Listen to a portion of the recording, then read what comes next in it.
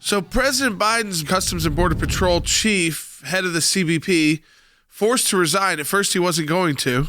Then he was forced out.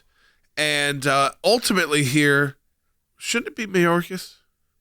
I mean, he's the boss. This is the team he assembled. They assembled someone without the experience. He came from local law enforcement, was a hard D, didn't support the border policies of the previous administration. They bring him to Washington, D.C. to run a gigantic agency, and guess what?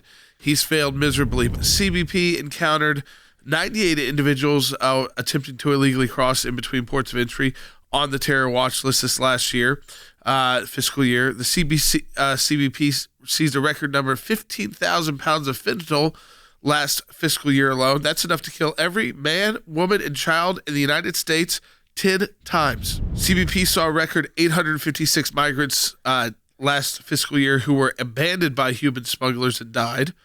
So the human casualty there.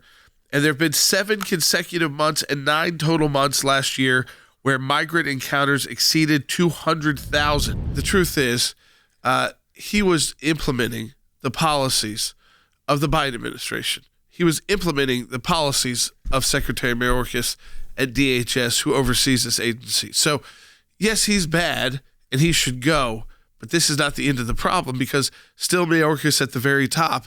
I hope Republicans take back the House so that we can have real oversight hearings so we can secure our border and stop the murder of so many Americans across the country because of fentanyl. Hopefully it means they're starting to take it a little more seriously too, right? Does that mean that the Biden administration actually stepping up and saying, hey, we know this is a real problem, and sure, we got after the midterms, maybe we're going to come in and actually do something about it? Or who forced him, if you want to say, to I'm nervous that they forced him out just so he doesn't have to testify.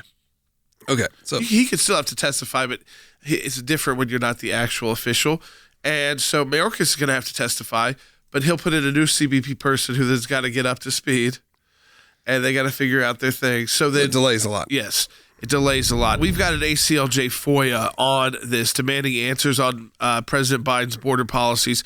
I think we'll be able to utilize this, hopefully a House majority, to even get to the bottom of more of this. But we're in a document production phase right now, and we're ensuring that we will hold this administration accountable. You might not like what you find out, but we're going to find out why they're just okay with this amount of drugs crossing our border without putting why do they want to hire more IRS agents instead of more Customs and Border Patrol agents? This is not just about even you ingesting it. It's not like opioid addiction where some of that can be treated. Yeah, you or get over too time. much fentanyl, you die. Yeah, or if we've had cases where people get sick or die from not doing drugs, from encountering it, being just near it, touching it, children touching it. Police officers who are patting down a drug dealer and go into some kind of shock have to use those narc pins on them. I mean, we've seen it. We know it's true.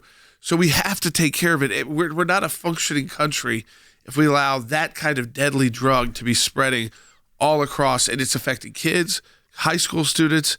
People think that they're taking, a Xanax, and it's actually fentanyl, and they're dead. Their parents are walking to their bedroom, finding their kids dead. It is no joke, and it should not be about partisan politics. It should be about saving our country, getting us out of this huge epidemic.